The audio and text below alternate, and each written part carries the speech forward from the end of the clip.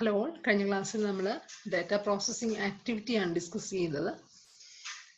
എല്ലാവരും നോക്കിയിട്ടുണ്ടാവും എന്ന് വിചാരിക്കുന്നു. എന്തെങ്കിലും ഡൗട്ട് ഉണ്ടെങ്കിൽ പേഴ്സണലായിട്ട് വിളിക്കുകയോ മെസ്സേജ് അയക്കുകയോ ഒക്കെ ചെയ്യുക. നന്നായിട്ട് പഠിക്കാനായിട്ട് ശ്രമിക്കുക. ഓക്കെ, ഇന്നത്തെ ക്ലാസ്സിൽ നമ്മൾ ഡിസ്കസ് ചെയ്യാൻ പോകുന്നത് അടുത്ത ടോപ്പിക്കാണ്. അതായത്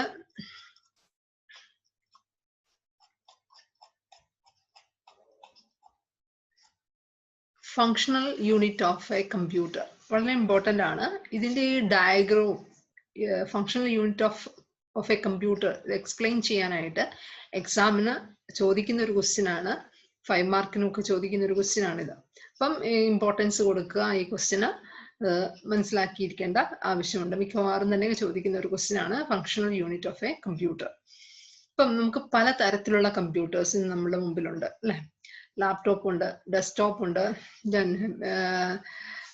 അങ്ങനെ ലാർജ് കമ്പ്യൂട്ടർ തൊട്ട് സ്മോൾ കമ്പ്യൂട്ടർ വരെ നമുക്ക് ചെറിയ കയ്യിൽ ഒതുങ്ങുന്ന ചെറിയ പോർട്ടബിൾ ഡിവൈസ് ആയിട്ട് വരെ നമ്മൾ കമ്പ്യൂട്ടേഴ്സുകൾ നമ്മൾ ഇന്ന് പല ഫോമിൽ നമ്മൾ യൂസ് ചെയ്യുന്നുണ്ട്.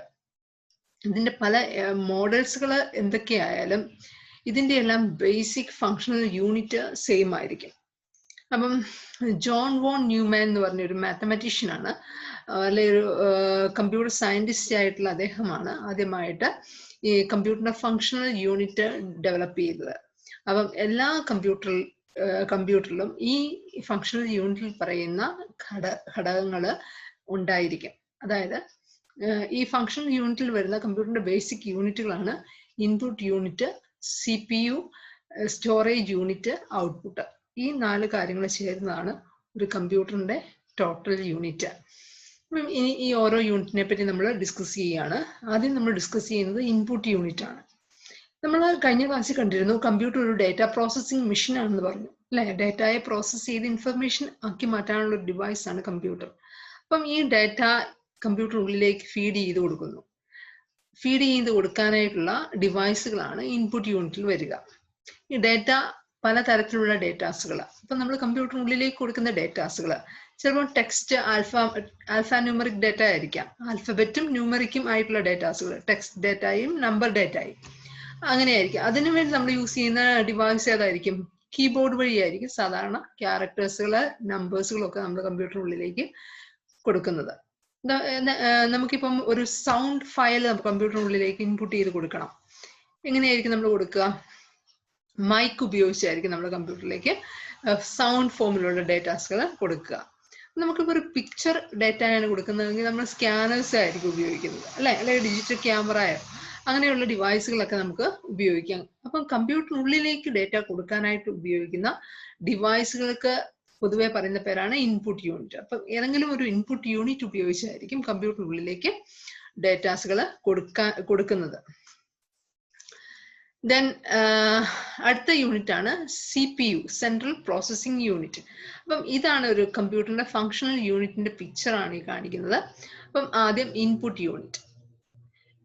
യൂണിറ്റിലൂടെ പോകുന്ന ഡേറ്റാസുകൾ ഇത് വരുന്നത്. അടുത്തത് CPU-ലാണ് വരുന്നത്. CPU-ന് മെയിനായിട്ട് 3 പാർട്സ് ആണുള്ളത്: control unit, arithmetic logical unit and registers. ഈ 3 എണ്ണം കൂടുന്നതാണ് CPU അഥവാ സെൻട്രൽ പ്രോസസ്സിംഗ് യൂണിറ്റ്. അപ്പം it's A brain of computer. കമ്പ്യൂട്ടറിന്റെ ബ്രെയിൻ എന്ന് പറയുന്നത് ഈ CPU ആണ്. ഇതിനുശേഷം അടുത്ത ഒരു പാർട്ടാണ് സ്റ്റോറേജ് യൂണിറ്റ്, കമ്പ്യൂട്ടറിനുള്ളിലെ ഡേറ്റ സ്റ്റോർ ചെയ്യാനായിട്ട്. അപ്പം ഇൻപുട്ട് യൂണിറ്റിൽ നിന്ന് വരുന്ന ഡേറ്റാസുകൾ നമുക്ക് സ്റ്റോറേജ് യൂണിറ്റ് പോയി സ്റ്റോർ ചെയ്യാം, അല്ലെങ്കിൽ ഡയറക്റ്റ് ആയിട്ട് പ്രോസസ്സിംഗിലാണെങ്കിൽ ഇവിടെ CPU-ൽ വെച്ച് പ്രോസസ്സ് ചെയ്യും. CPU-ന്റെ മെയിൻ പാർട്സുകൾ ഏതൊക്കെയാണെന്ന് പറഞ്ഞാൽ control unit, arithmetical unit and registers. അപ്പം ഇതില് ഈ ALU, അരിത്തമാറ്റിക്കൽ ലോജിക്കൽ യൂണിറ്റിലാണ് അരിത്തമാറ്റിക്കൽ ലോജിക്കൽ കാൽക്കുലേഷൻസ് ചെയ്യുന്നതാണ് അരിത്തമാറ്റിക്കൽ ലോജിക്കൽ യൂണിറ്റ്. ഇനി അപ്പം ഇൻപുട്ടിൽ നിന്ന് വരുന്ന ഡേറ്റാസുകൾ ചിലപ്പം സ്റ്റോറേജ് യൂണിറ്റ് പോയി സ്റ്റോർ ചെയ്യും. എന്നിട്ട് നമുക്ക് പ്രോസസ്സിംഗ് ടൈം ആവുമ്പം അത് ALU-ലേക്ക് കൊണ്ടുവന്ന് പ്രോസസ്സ് ചെയ്യും. പ്രോസസ്സ് ചെയ്ത് കിട്ടുന്ന റിസൾട്ട് അല്ലെങ്കിൽ ഇന്റർമീഡിയറ്റ് റിസൾട്ട് തിരിച്ച് സ്റ്റോറേജ് യൂണിറ്റിൽ പോകും, അല്ലെങ്കിൽ ഡയറക്റ്റ് ആയിട്ട് നമ്മൾ ഔട്ട്പുട്ട് എടുക്കുവാണെങ്കിൽ ഔട്ട്പുട്ട് യൂണിറ്റിലേക്ക് പോകുന്നു. അപ്പം ആ ഡേറ്റയുടെ ഫ്ലോ, ഇൻപുട്ടിൽ നിന്ന് വരുന്ന ഡേറ്റാസുകൾ ഒന്നെങ്കിൽ സ്റ്റോറേജിൽ പോകുന്നു, എന്നിട്ട് അവിടുന്ന് ആവശ്യമുള്ളപ്പോൾ ALU-ലേക്ക് വരുന്നു. ഈ ALU-ൽ നിന്ന് പ്രോസസ്സ് ചെയ്ത ഡേറ്റാസുകൾ തിരിച്ച് സ്റ്റോറേജ് യൂണിറ്റിൽ, റിസൾട്ട് തിരിച്ച് സ്റ്റോറേജ് യൂണിറ്റിൽ പോകുന്നു. അല്ലെങ്കിൽ ഔട്ട്പുട്ട് യൂണിറ്റിലേക്ക് പോകുന്നു. ഈ ഡേറ്റയെ കൺട്രോൾ ചെയ്യാനായിട്ട്, ഡേറ്റയുടെ ഫ്ലോനെ കൺട്രോൾ ചെയ്യാനായിട്ടുള്ളതാണ് കൺട്രോൾ യൂണിറ്റ്. രജിസ്റ്റേഴ്സ് എന്ന് പറഞ്ഞാൽ ടെമ്പററി മെമ്മറിയാണ്. എപ്പോഴും കമ്പ്യൂട്ടറിന്റെ പ്രോസസ്സർ എന്ന് പറഞ്ഞാൽ വളരെ സ്പീഡ് കൂടുതലുള്ള ഒരു യൂണിറ്റ് ആണ് ഈ പ്രോസസ്സർ. അപ്പം സ്റ്റോറേജിൽ നിന്ന് ഡേറ്റ വരുന്നതിനേക്കാളും കൂടുതൽ സ്പീഡിൽ ALU കാൽക്കുലേഷൻസുകൾ ചെയ്തു തീർക്കും. അപ്പോൾ ഒരു കാൽക്കുലേഷൻസ് ചെയ്ത് കഴിഞ്ഞ ശേഷം അടുത്ത കാൽക്കുലേഷന് വേണ്ടി അല്ലെങ്കിൽ ഇൻസ്ട്രക്ഷന് വേണ്ടി CPU വെയിറ്റ് ചെയ്യണം. അപ്പൊ അങ്ങനെ ആ വെയിറ്റിംഗ് ടൈം ഒഴിവാക്കാനായിട്ട് നേരത്തെ തന്നെ സ്റ്റോറേജിൽ നിന്ന് ഡേറ്റാസുകൾ അല്ലെങ്കിൽ ഇൻസ്ട്രക്ഷൻസുകൾ രജിസ്റ്ററിൽ കൊണ്ടുവെക്കും. അപ്പം ടെമ്പററി ആയിട്ട് ഈ ഡേറ്റാസുകൾ, ഇൻസ്ട്രക്ഷൻസുകൾ അല്ലെങ്കിൽ റിസൾട്ട് ഒക്കെ ഹോൾഡ് ചെയ്യാൻ വേണ്ടി ഉപയോഗിക്കുന്ന ഒരു ടെമ്പററി മെമ്മറിയാണ് രജിസ്റ്റേഴ്സ്. ഇപ്പം കൺട്രോൾ യൂണിറ്റ്, ALU, രജിസ്റ്റേഴ്സ് ഇവ മൂന്നും ചേരുന്നതാണ് സെൻട്രൽ പ്രോസസ്സിംഗ് യൂണിറ്റ്. അടുത്തതാണ് കമ്പ്യൂട്ടറിന്റെ സ്റ്റോറേജ് യൂണിറ്റ്. കമ്പ്യൂട്ടറിന്റെ മെമ്മറിയാണ് സ്റ്റോറേജ് യൂണിറ്റ് എന്ന് ഉദ്ദേശിക്കുന്നത്. അപ്പം മെമ്മറിയിൽ നിന്ന് ഡേറ്റ, ഇൻപുട്ട് യൂണിറ്റിലൂടെ വരുന്ന ഡേറ്റാസുകൾ മെമ്മറിയിലേക്ക് പോകും. തിരിച്ച് മെമ്മറിയിൽ നിന്നുള്ള ഡേറ്റാസുകൾ CPU-ലേക്ക് വരുന്നു. അതിനുശേഷം ഇവിടെ ഔട്ട്പുട്ട് യൂണിറ്റ്, നമുക്ക് ഫൈനൽ ഔട്ട്പുട്ടുകൾ തരുന്ന യൂണിറ്റ് ആണ് ഔട്ട്പുട്ട് യൂണിറ്റ്.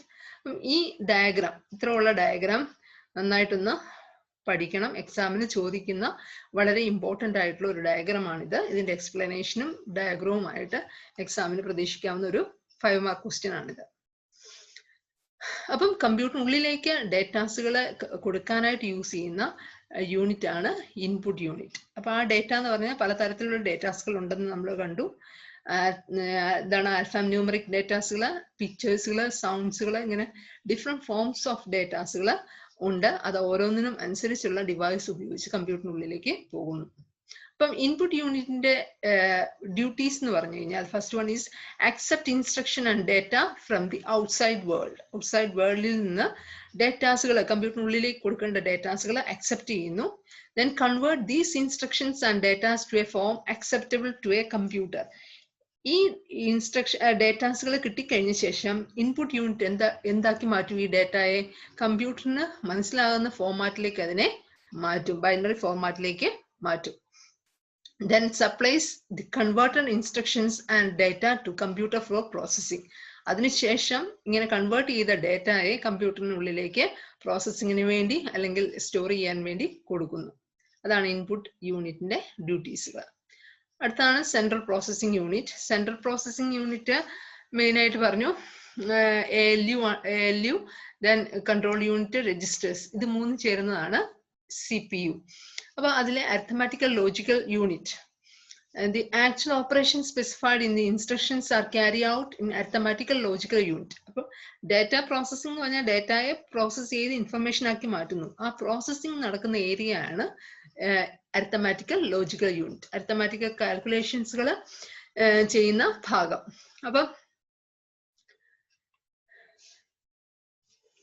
അപ്പം ഈ ഇൻസ്ട്രക്ഷൻസുകൾ, നമ്മൾ ഇൻപുട്ട് ചെയ്യുന്ന ഇൻസ്ട്രക്ഷൻസുകൾ ആദ്യം തന്നെ ഡയറക്റ്റ് ആയിട്ട് സ്റ്റോറേജ് യൂണിറ്റ് പോയി സ്റ്റോർ ചെയ്യുന്നു. അതിനുശേഷം ആവശ്യമായിട്ടുള്ള സമയത്ത് അതിനെ അരിത്തമാറ്റിക്കൽ പ്രോസസ്സിംഗ് ചെയ്യേണ്ട സമയത്ത് ALU-ലേക്ക് എടുത്തുകൊണ്ട് വരുന്നു, പ്രോസസ്സ് ചെയ്യുന്നു. ഇന്റർമീഡിയറ്റ് റിസൾട്ട് എന്തെങ്കിലും ഉണ്ടെങ്കിൽ ചിലപ്പോൾ സ്റ്റോറേജ് യൂണിറ്റിലേക്ക് തിരിച്ചു കൊടുക്കുന്നു. അല്ല എങ്കിൽ എന്താണ്, ഫൈനൽ ആയിട്ട് റിസൾട്ട് തിരിച്ച് സ്റ്റോറേജ് യൂണിറ്റിലേക്ക് കൊടുക്കുന്നു. അപ്പം ഇതിന്റെ ഈ ഡിലേ ഹാൻഡിൽ ചെയ്യാൻ വേണ്ടിയാണ് നമ്മൾ ഉപയോഗിക്കുന്ന രജിസ്റ്റേഴ്സ് ഇവിടെ യൂസ് ചെയ്യുന്നത്.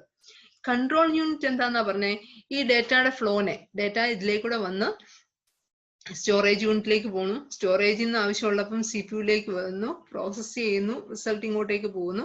പിന്നെ അവിടെ നിന്ന് എടുത്ത റിസൾട്ട് ഔട്ട്പുട്ടിലേക്ക് കൊടുക്കുന്നു. ഈ ഡേറ്റയുടെ ഫ്ലോനെ കൺട്രോൾ ചെയ്യാനായിട്ടുള്ളതാണ് control unit. Then registers are temporary storage elements that facilitate the functions of CPU. There are variety of registers, each